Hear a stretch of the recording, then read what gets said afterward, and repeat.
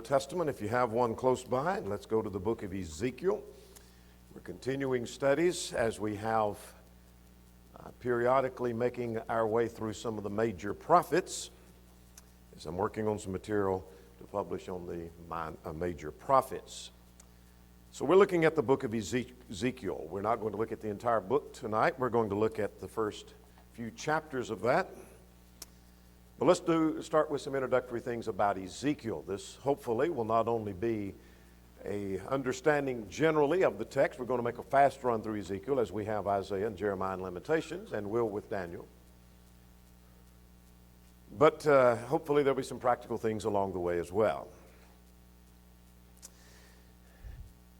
Ezekiel has been called the Patmos seer of the Old Testament because he was exiled by the river Kibar in Babylonia as John was at Patmos. And so he has been given that title or that name. Because of the nature of the book of Ezekiel, it is a difficult in some sections. It is an apocalyptic type of literature. Say more about that in a moment. That has caused some to skip over it and neglect it, and they don't like studying the book of Ezekiel, so they know very little about it. Others are fascinated with it and find extreme things in it. Some think they have found the prophecy of spaceships in the book of Ezekiel. So we have everything from finding the fascinating spaceships there to thinking we can't even understand it at all. Let's talk a little about the prophet. We'll give a few introductory thoughts and then we'll get underway with looking at the first section. What about the prophet? What do we know about him? The name Ezekiel means God will strengthen, or God strengthens, and that represents his mission to the shattered nation that he talks to and that he preaches to. And we'll say more about that in a moment. What do we know about his birth and his childhood? He was born about 622 BC during the reign of Josiah. We read of that in Ezekiel chapter 1. He was about 17 years old when the first invasion came. Remember, there were 3 invasions, and 606 BC was the first. When Daniel was taken, then this young man, Ezekiel, was about 17 years of age. What do we know about his family? Well, he was married. He had a wife. Chapter 24 tells us that. She died as a sign. And we see that beginning right after this section of Ezekiel 24, beginning at verse 19. We'll say more about that when we get to that section. Now, he was taken into captivity in the second group. The first went away in 606 BC, but the second in the second invasion in 597 BC, the temple is still standing. It doesn't fall to 586. And so in the second invasion of Judah, he was taken. He would have been about 25 years old, according to chapter 1. This was when Jeconiah and 10,000 were taken, those thought to be the cream of the crop. 2 Kings chapter 24 tells us about that. He was both a prophet and a priest. He was called to be a prophet in 592 BC when he was about 30 years old. And we're going to read about that in just a few moments in chapter 1. He was also a priest according to chapter 1 and in verse 3, like Jeremiah. Well, he was a contemporary with Jeremiah and Daniel. Remember, Jeremiah come at the very end of the fall, right before the fall of Jerusalem. He was right during that time before Jerusalem fell, and then he went off into Egypt and was taken to Egypt, not of his own will, as you remember. And so Jeremiah continued in Jerusalem for a while during the 3 invasions, while Ezekiel went with the captives. And so he was contemporary with reference to time, though they were in different places. Daniel was in the city, off in captivity, and Ezekiel comes to join much later, but he's out into the country and preaching and prophesying in a different place. What do we know about his death? Nothing much, except tradition tells us that he was killed by a fellow exile whose idolatry Ezekiel had condemned, and we have no way of knowing that to be the truth, but yet that is a part of tradition. What about the setting for the book? Well, it's in Babylon or Babylonia. Chapter 1 and verse 1 will tell us that. We'll come to that in just a moment. Chapter 3 and in verse 15 again gives us that he's set by the river Kibar and Tel Aviv. And so he's in Babylon. He's gone off into captivity and he is taken away, and that's where this takes place. Now, what about the time? From about 592 to 570 BC, for 22 years is where his prophecy fits. He was called to be a prophet according to Ezekiel chapter 1 and 592. He continues that until chapter 29 and verse 17, which would be in 570, so that gives us the 22 years. So he began his work 6 years after, he began his work, Jerusalem fell. So he's beginning his work as a prophet. He's gone off into captivity. He begins his work, and 6 years after that, Jerusalem falls in 586. That was 11 years after he went into captivity. So he'd been there for a little while, for 11 years before Jerusalem fell. Now, we'll see 13 times, in fact, Ezekiel dates his work and tells us something about this was in the year so-and-so or in the third year or whatever case that he may mention, and we'll come to that a little bit later. What about the national and political circumstance? Brother Haley suggests that the period in which Ezekiel lived was one of a national and international turmoil and moral and political decay in Judah. And it was moral decay, political decay. Things were deteriorating in Judah. In fact, there's already been one invasion, a second invasion, and waiting for the third, which the false prophet said would never take place. Jerusalem is still going to stand, and we'll see more about that in just a moment. Let's talk about the message of the book. What is the message? 63 times he tells us, then shall they know that I am the Lord. We'll see some of those beginning in chapter 4 here in just a few moments. So God will say something that he's going to do, and then he says, then there shall they know that I'm the Lord. Then he'll say something else he's going to do, and then they shall know that I'm the Lord. 63 times that is driven home. Now, what was the need for that kind of message? Remember, he's off in captivity, but he's prophesying to these people who are in captivity about them and about those that are still back in Jerusalem. What does he say about them? Well, listen to J. Sidlow Baxter. He said these exiles also were permeated with the delusive idea that their captivity would soon be ended, and that Jehovah could never allow Jerusalem, his chosen city, to be ruined. There were false prophets among them, as there were at the faraway Jerusalem, who were all the while inculcating this, chapter 13, where it shows us that, verse 16 and verse 19. It was certainly clear that there was a need for such a prophet as Ezekiel among the exiles. It is equally clear that the task was a very difficult one.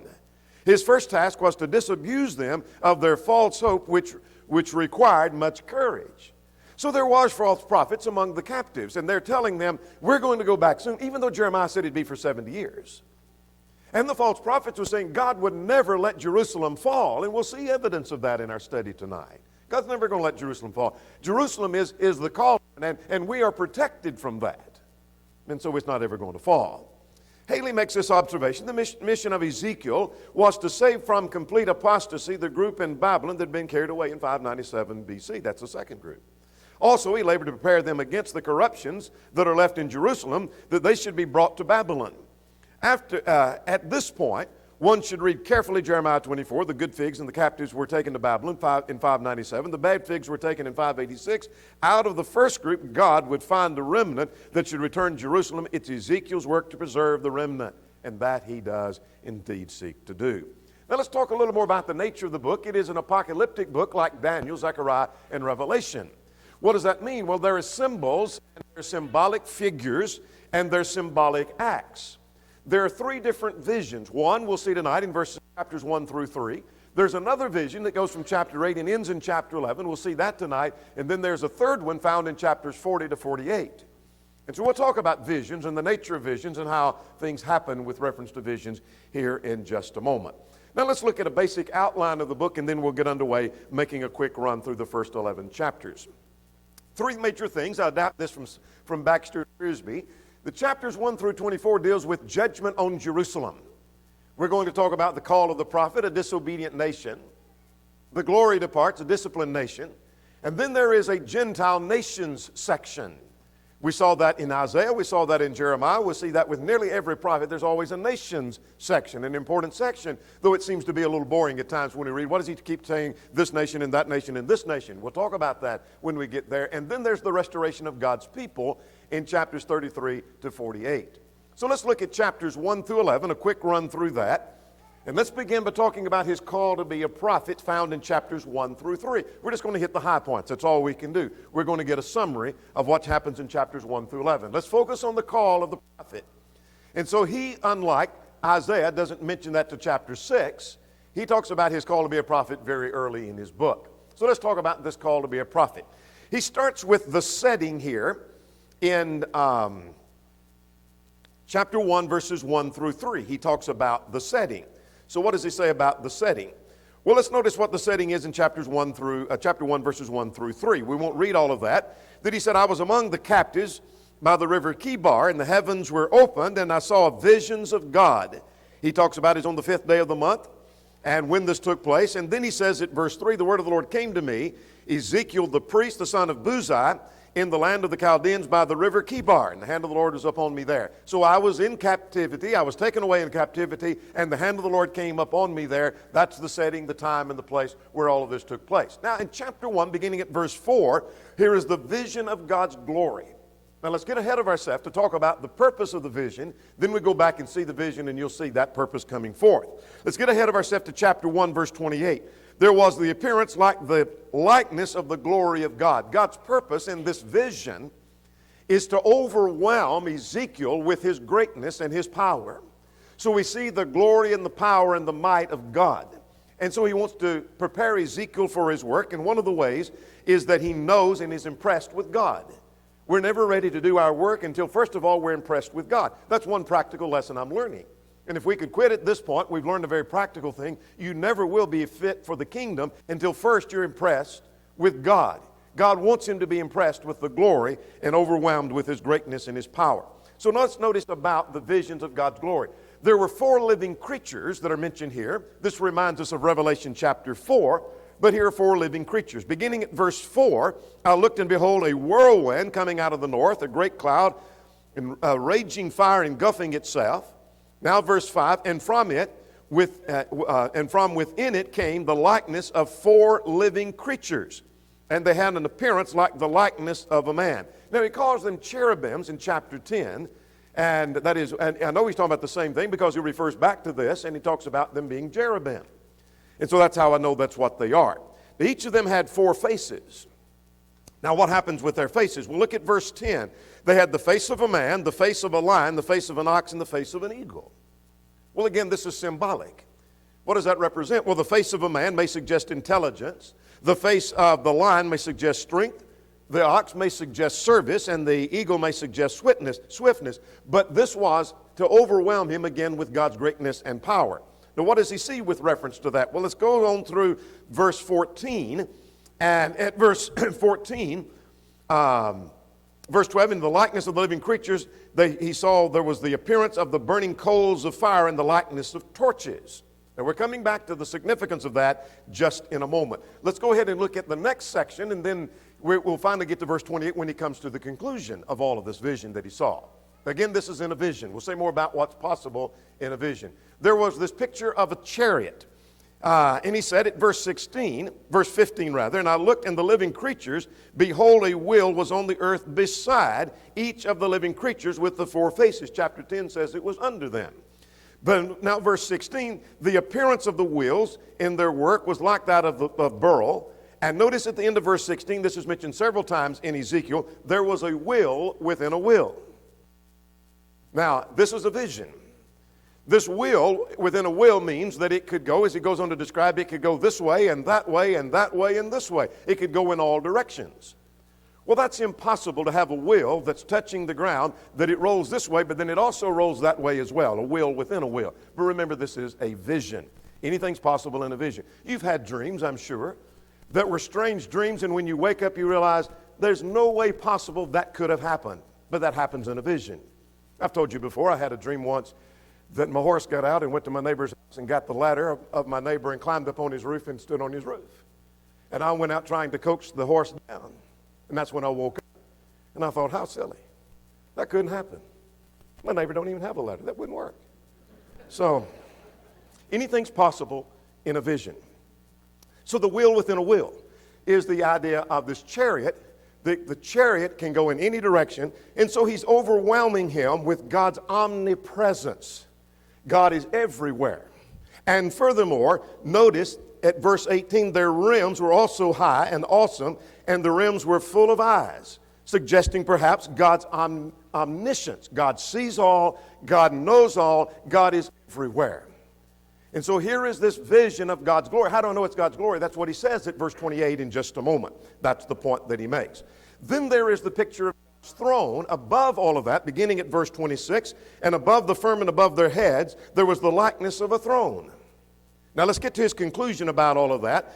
before the conclusion, at verse 7, he said, I saw the appearance from his waist up, the color of amber all around, which seems to be the picture of holiness and power. So what is God impressing Ezekiel with? His omnipresence, his omniscience, his power, his holiness, his purity. And furthermore, notice at verse 28, he said, this was the appearance of the likeness of the glory of the Lord. What was his reaction? Look at verse 28 at the end of the verse. So when I saw it, I fell on my face and I heard the voice of one speaking. This is now when he's called to be a prophet. So he sees this vision of God's glory in chapter 1. Now let's talk about his call itself, starting in chapter 2 and in verse 1. This will carry us through chapter 3 and in verse 37. Ezekiel is going to be sent to a rebellious nation. Look at verse 3. He said, Son of man, I am sending you to the children of Israel, to a rebellious nation that has rebelled against me. I'm going to send you to a rebellious nation. That's what I'm calling you to do. Now look at verse 5. He said, as for them, whether they hear or whether they refuse, for their rebellious house, yet they will know that a prophet has been among them. I'm going to send you. They may reject it, but at least they'll know there's been a prophet among them, so I'm calling you to be a prophet. Look at verse 6. Do not be dismayed at their looks. So don't be intimidated. You're going to preach to people who are going to intimidate you or try to intimidate you. Don't be bothered by that at all. You keep preaching and you keep plugging away. Then he was told to eat a scroll. This reminds us again of Revelation chapter 4. He was told to eat a scroll beginning at verse 8. Now he said, Son of man, hear what I have to say to you. Do not rebellious, like the rebellious house. Look at verse 9. There was stretched out a hand to me, and behold, a scroll was in it that he spread before me. And now at verse 1 of chapter 3, he said, eat this scroll and speak to the house of Israel. Now it's again a vision. And so he can eat the scroll, not literally going to eat a scroll, but it's as if he's eating the scroll and he's completely consuming the word of the Lord. So the point to be made from that is he's to be saturated with the message, take it within before he can deliver it to someone else. Be overwhelmed and impressed with the greatness of God, consumed with the message, be saturated with the message, and you're ready to go teach other people. That's the point I'm learning from this context.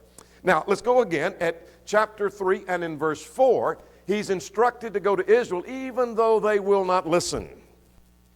So notice he says at verse 5, these are not people of unfamiliar speech and of hard language. In other words, I'm not sending you to people who are going to listen, but then they won't understand. Language is not a barrier. The problem is their attitude.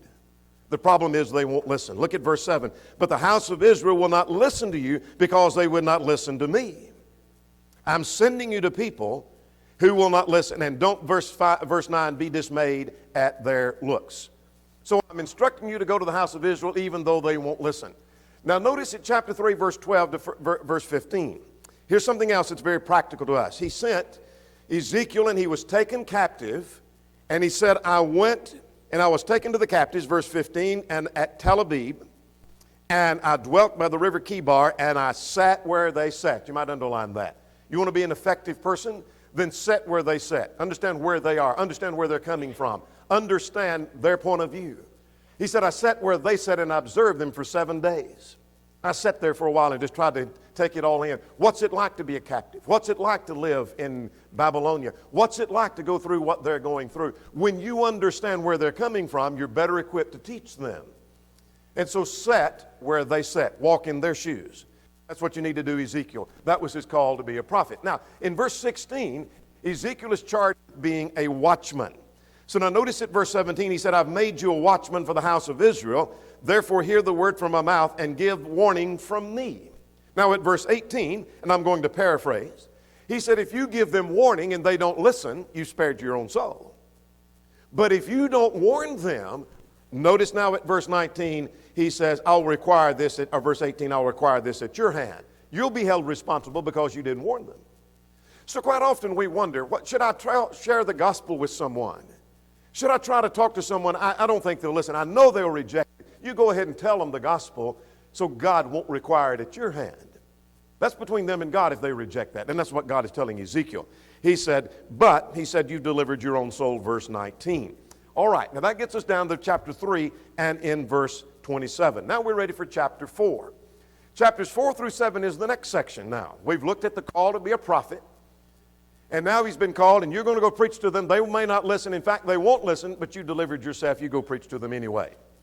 Now, there's a disobedient nation described. We're talking about judgment on Jerusalem, chapters 4 through 7. Let's see what we find in chapters 4 through 7. Now, here's where we get into some of the symbols here. What we have are 4 portrayals of Jerusalem's fall. And let's see what they are. First of all, there's a city on a clay tablet, verses 1 through 3. He said, verse 1, chapter 4, take a clay tablet and lay it before you and portray a city of Jerusalem and lay siege against it. In other words, make a model city. Take this clay tablet and make a model city, and then you sit back and you lay siege against it. Build you a tower, a siege tower. And you go at trying to lay siege against it. And, of course, people are going to wonder, what in the world is this prophet doing? Why is he doing that? And it gives him an opportunity. This represents Jerusalem. And I'm laying siege against it, just like God's going to lay siege against Jerusalem. Remember, the false prophets are saying it's never going to happen. Now, interesting at verse 9, put an iron plate between you and it. And what's that suggest? Well, it may suggest that there is a wall between them, that is the city, and God, and that wall is their sin. That may suggest that's keeping God from rescuing and saving the city. It's your sin is why this siege is being laid. But he illustrates the siege with this clay city, or city on a clay tablet. Then the prophet lies on his side. Now let's see what he does. He does this for 430 days, beginning at verse 5. He told him to lay on his side, on his left side for 390 days, and then on his right side, verse 6, for 40 days, making a total of 430. Now what's the significance of 430? I'm not sure. Some suggest that it may be the 430 years of Egyptian captivity to symbolize Babylonian captivity. But you lay on your side, and he's going to be constrained, suggesting here is the pressure and the punishment that's coming upon him. All of this is showing the punishment coming upon the nation because of the sin that they are engaged in. Then he eats polluted bread. So he tells him to do this. Look at verse 9. Make you yourself wheat, barley, beans, and lentils, and millet, and spelt, etc. And then notice over at verse 12, you're going to cook this using fuel of human waste in their sight. Now, you're talking about polluted bread. You take human waste and burn that, and that's how you're going to cook this bread. And so shall the children of Israel eat defiled bread among the Gentiles where I'll drive them. So those that are still left in Jerusalem, they're coming here, and the captives are going to eat polluted bread. They're going to eat defiled. In other words, it's just describing not so much the literal bread that they eat, but they're going to be eating from the Babylonians is where they're going to be eating. And because they're going into a prophecy of captivity is what it is. Well, Ezekiel said that he had not defiled himself with that, so God said, well, cook it with cow dung instead of human waste, verse 15. Again, polluted bread. But that illustrates what's going to take place with reference to Israel. Then chapter 5 now. We're ready for chapter 5, verses 1 to 4. He is to take a razor and cut his head and his beard, and then take the hair that he has and divide it into thirds. And a third of it is to be cast into the fire. I'm reading at verse 2. A third you strike with a sword, and a third you scatter to the wind. Well, obviously that's going to raise some questions, and we'll see an explanation for that here in just a moment. All right, so there's 4 portrayals of Jerusalem's fall. We're focusing on a disobedient nation. Now, chapter 5, verses 5 to 17, Israel's rebellion is the reason for the judgment. Now, look at chapter 5 and verse 6. She has rebelled against my judgments by doing wickedness more than the nations. In other words, Judah is worse than the nations all around. Look at verse 7. Therefore, the Lord says, because you have multiplied disobedience more than the nations all around you, nor have you done according to my judgments of the nations all around you. In other words, they have gone and been much worse than anyone else. Now, notice at verse 10, he said, you shall eat your sons in the midst, but I will scatter all to the wind. Now, beginning at verse 12, notice he begins to explain the judgment to come like the scattering of the hair. There's going to be a third of you will die by pestilence, a third of you will be die by a sword, and a third will be scattered to the wind.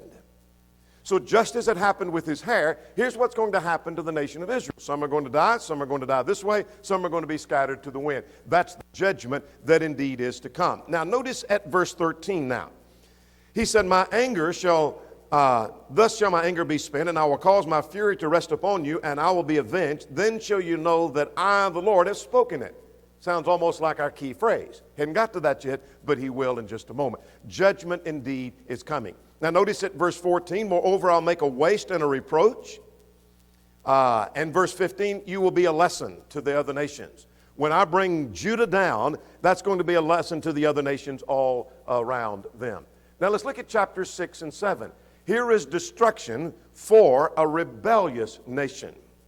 There's going to be destruction for a rebellious nation. What's going to happen to them? Well, notice, first of all, there's going to be devastation throughout all of their cities. Look at verse 6. We're just hitting the key points. Look at verse 6. In all your dwelling places, the cities will be laid waste, and the high places shall be desolate. So what's going to happen to Judah is the chief cities are going to be devastated. All throughout the cities, there's going to be devastation. But there will be, as there always has been, a remnant left. Look at verse 8. I will leave a remnant so that you may have some who escape the sword among the nations, where they are scattered through the countries. That's the idea of the scattering to the wind a minute ago that we talked about. So there's going to be a remnant that's going to be left. Now look beginning at verse 11, the idolaters, this is what really drove the problem. The idolaters are going to fall by their idols. In other words, they're going to die beside their idols. So notice that now at verse 12. Verse 12, he who is far off shall die by the pestilence. He who is near shall fall by the sword. And then at verse 13, then shall you know that I'm the Lord. There's our phrase. One of some 63 times. We saw that back at verse 7. Then you shall know that I'm the Lord. 63 times that phrase is used. But now at verse 13, his point is, you're going to fall, that is, the idolater is going to be killed and die right there by these idols. Showing the failure of idolatry is what's going to take place. Now notice at chapter 7, we're now into chapter 7. Chapter 7 says, the day of destruction is now come. Your time is up. Time's over. Notice he says at verse 2, and you, son of man, thus says the Lord, the end has come. What does it mean the end has come? Your time's up. Destruction has come, no more waiting. And when it comes, look at the end of verse 4, then shall you know that I'm the Lord. Look at verse 7, doom has come to you. Verse 8, now upon you I will soon pour out my fury. Then shall you know that I, the Lord, is the one who strikes. Verse 9. So, the day of destruction has come, and when it comes, then you'll know that I am the Lord. Now, what's going to happen at the end of chapter 7? From chapter 7, beginning at verse 10, through basically the end of the chapter, what's going to take place? Well, there are four things of how God brings this nation down. Let's talk about them. First of all, there's going to be social disruption. One of the ways God can bring a nation down is by social disruption. How so? Well, notice what happens at verse 11. Violence has risen up, he said. And notice that none shall be left, that is, none of them shall remain, and none of their multitude, none of them, nor shall there be any wailing for them. The time has come, the day draws near. The idea, and then look at verse 13, the buying and selling is over. So here is the social things. Violence has risen up in society, buying and selling has ceased. And so through this social disruption, God's bringing this nation down. That's one of the tools God can use. Well, there would also be military disruption, beginning at verse 14. They blow the trumpet and everyone's ready, but no one goes to battle. So they get ready for a battle. They're going to fight their enemy, but nobody's going to fight. There's military disruption. The military's gone. The military's over. They're lacking courage. The sword is outside, he said, verse 15. They're weak and they're feeble, according to verse 16. Now, beginning at verse 19, there's going to be economic destruction. They take their silver and their gold and they throw it in the streets. Why? Because silver and gold is now worthless. Money's gone. What money they have, it doesn't mean anything anymore. So money being worthless is one of the ways that God brings a nation down. And the fourth thing is political disruption. Now, let's notice at verse 24, this actually begins at verse 23. Make a chain, that's a symbol of captivity. Make a chain for the land filled with crimes and blood. Therefore I will bring the worst of the Gentiles. That's a description of Babylon, the worst of the Gentiles, the harshest of the Gentiles. I'm going to bring upon you. So another nation is coming in and taking over, so there's a political change. So how does God bring them down? How is God going to bring? Well, through social disruption, military disruption, economic disruption, and political disruption. Makes you wonder what God might be doing even in our own nation. Now let's spend the rest of our time in chapters 8 through 11. I know that's a hurried look, but let's go through chapters 8 through 11 about glory departing. We see him being called to be a prophet. God said, I want you to go. I want you to preach. They're not going to listen, but at least you saved yourself. You're doing the work that I told you to do. Here's why you need to go, because they're a disobedient nation. They've rebelled against me. I'm bringing destruction upon them. Their time is up. Now chapters 8 through 10, 8 through 11, the glory departs. Now a little note about what's going on. This is the second of 3 visions. So what's going on in chapter 8? Notice chapter 8 in verse 3. He said, he stretched out the form of a hand and took me by the lock of my hair, and the Spirit lifted me up between heaven and earth and brought me in visions of God to Jerusalem. So now he's going to be in a vision. Jump ahead to chapter 11 and in verse 24. Then the Spirit took me up and brought me in a vision by the Spirit of God into Chaldea, to those in captivity, and the vision that I had seen went up from me. So the vision ends. So you might make a note for interpretation later as you study. The vision starts at 8 and 3 and ends in 11:24. Now here's the key to this vision. What's this vision all about? So whatever we see in chapter 8, chapter 9, chapter 10, chapter 11, this is the key. Look at chapter 10, verse 18. Then the glory of the Lord departed from the threshold of the temple. The glory is departing from the temple. And that's the point to be made in 8 through 11. When we get through, whatever you come up with, whatever you look at, whatever passage you find, whatever interpretation, that's the key of the point that's being made in 8 through 11. So now let's start in chapter 8 and see if we can make some sense of the vision of the glory departing. Chapter 8 talks about the abominations in the temple. Now in this vision, he said, I was taken up and I was taken in a vision. Chapter 8. And the point is, Ezekiel is being convinced. McGuigan suggests what God's doing here is that Ezekiel needs to be convinced of the need for this message, and so God takes him in a vision and shows him, here's all the corruption that you're seeing in the temple. So let's see what happens here. He brought me in the vision, he says. Now drop down to verse 6 of chapter 8. He said, do you see what they are doing? He took me to the temple, in other words, and he's looking around in the temple in the vision. And great abomination that the house of Israel commits here to make me go far away from my sanctuary. In other words, they drove me away. This is my sanctuary. You look and see what's going on at the temple and at the sanctuary, and what you're going to see is they have no respect for me there. You're going to see abominations. Look at verse 9. Go in and see the wicked abominations which they are doing there. So, verse 10, I went in and I saw every sort of creeping things, abominable beasts, and idols of the house of Israel portrayed all around on the walls. He said, I went in this vision, looked around, and I saw all kinds of beasts. They're not supposed to be in the temple. I saw idols. They're not supposed to be in the temple. I saw corruption. I saw how bad it really was. What else did you see? Well, he said, then, son of man, verse 12, what have you seen that the elders of the house of Israel do in the dark, every man in the room of his idols, for they say the Lord does not see. Here's their thinking that we're doing things and God's not paying any attention and God is forsaking his land. What he saw was that there were worshipers of a foreign god. Look at verse 14. So he brought me in the door of the north gate and the Lord's house, and to my dismay women were sitting there weeping for Tammuz. Well, who or what is Tammuz? It was a fertility god. And they're weeping for this god. I saw that in the temple, he said. What else did you see? Look at verse 16. He brought me into the inner court of the house, and there at the door of the temple, between the porch and the altar, about 25 men were there, and had their faces toward the east. And they were worshiping the sun toward the east. They turned their back on God and turned their face toward the sun, and they were worshiping the sun. I saw idols. I saw worshiping of foreign gods. I saw them worshiping the sun, and I saw beasts there. I saw all of this corruption, he said. That's chapter 8. Now, chapter 9. Those responsible were identified and slain, and the rest were spared. Here's a very practical theme. He said, suddenly 6 men, I'm reading at verse 2, came up from the direction of the upper gate, and among them was a man clothed in linen and had a writer's inkhorn on his side, and they went and stood beside the bronze altar. Now the glory of God, of Israel, had gone up from the cherubim. And notice now at verse 4, God gave the instruction, said, go in the midst of the city and put a mark on the foreheads of the men who sigh and cry over the abominations that are done within it. So this again is a vision, not literally, but you go in and you put a mark on every one that is sobbing over the sin of Jerusalem. In other words, mark those who are righteous. Then to the others he said, go after them and the city and kill, and don't spare anyone. Well, the rest of the chapter is basically, that's exactly what he did. Now here's a lesson I learned from that. The Lord knows those that are his. God's marked his people.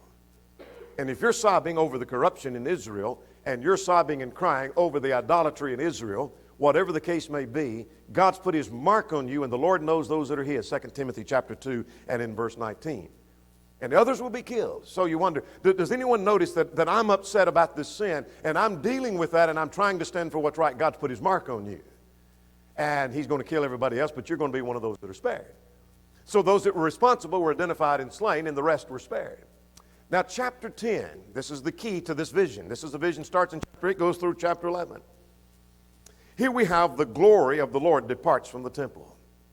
So verses 1 through 8, we have the reappearance of the cherubim that we talked about in chapter 1. He mentions that in chapter 2 in chapter 10 and in verse 2. And he said, I spoke to the man in the linen, and I said, go, and he spoke to the man that had the linen and clothed with linen, and said, go in among the wheels that are under the cherubim and take coals of fire and scatter them basically across Jerusalem. What does that suggest? Jerusalem's going to be burned. The false prophets were saying, no, it never happened. We'll see evidence of that in chapter 11. But Jerusalem's going to be burned. Coals of fire scattered all over the whole city. Then verse 9 through 22, he said, here's the key. Verse 15 says, the cherubim were lifted up. Now verse 18, the glory of the Lord departed from the threshold of the temple. The glory is gone. God is no longer with his people. God is no longer protecting the temple. God is no longer protecting Judah. God is no longer blessing his people. That's the idea of the glory of the Lord departing from the temple. It lifted up and it was gone. Now let's finish with chapter 11. Judgment on the leaders and the remnant spared, just like we saw earlier in chapter 9. And so what happens here? Here's the judgment on the leaders. Verses 1 to 13. He identifies some of the leaders. He said, I was brought and I found, and he identifies the men. And he said in verse 1, verse 2, Son of man, these are the men who devised iniquity and gave wicked counsel to the city, who say the time is not near to build houses. This city is the cauldron and we are the meat. Now what's the idea that that the city is the cauldron and we are the meat? We're well protected as the meat is protected from the fire. You put the meat in the cauldron or the pot, and the fire is beneath, and the meat is protected from the fire. And so this is where the false prophets are coming in. God's not going to let this city fall. God's never going to let that happen. I know better than that. That's never going to happen. So here's what he says. Look at verse 10, verse 9. I will bring you out of the midst and deliver you into the hands of the strangers and execute judgments on you. Then, verse 10, you shall know that I am the Lord. The city is not your cauldron, nor shall you be the meat in the midst. I will judge you at the borders of Israel. And then you shall know that I am the Lord. There's one of those 63 times that's said. So, what's the point? No, the city is not going to be protected. The city is going to fall. Judgment is coming on the leaders. And then finally, he says, the remnant will be spared. The remnant will be spared. Here we have the first promise of restoration in the book. Look at verse 17. Therefore, he says, I will gather these people and assemble you from the countries where you are scattered, and I will give you the land of Israel. That's the first promise of restoration. We see more of that in chapters 40 to 48. That's the first promise of that in the book of Ezekiel. So then in verses 22 to 25, we have the glory departing. So notice what he says, and the glory of the Lord went up from the midst. I'm reading at verse 23, the city, and stood on the mountain, which is on the east side. God's glory is gone from Judah. God's glory is gone from Jerusalem. Jerusalem is going to fall. God's done. God's finished with them. And that's what we learn. Now, there's much to be learned from this, but here's three things, and we'll suggest in passing, and then the lesson is yours. We must warn others even if they don't listen. If you're assured no one's going to listen to you, share the gospel with them anyway. We must warn others even if they don't listen. The disobedient were warned, and they were punished. But here's one of the most comforting things I learned from the book of Ezekiel and all the prophets for that matter. There always has been and there always will be a remnant. I don't know what's going to happen in the future. That the numbers may get smaller. There might not be a church in Bedford County in the future. There may not be one in Tennessee. There might not even be one in the U.S. in the future. I don't know. But somewhere there will be a remnant. There always has been, there always will be a remnant. God has always promised a remnant. There will be a small portion left of God's people that will last until the day of the end.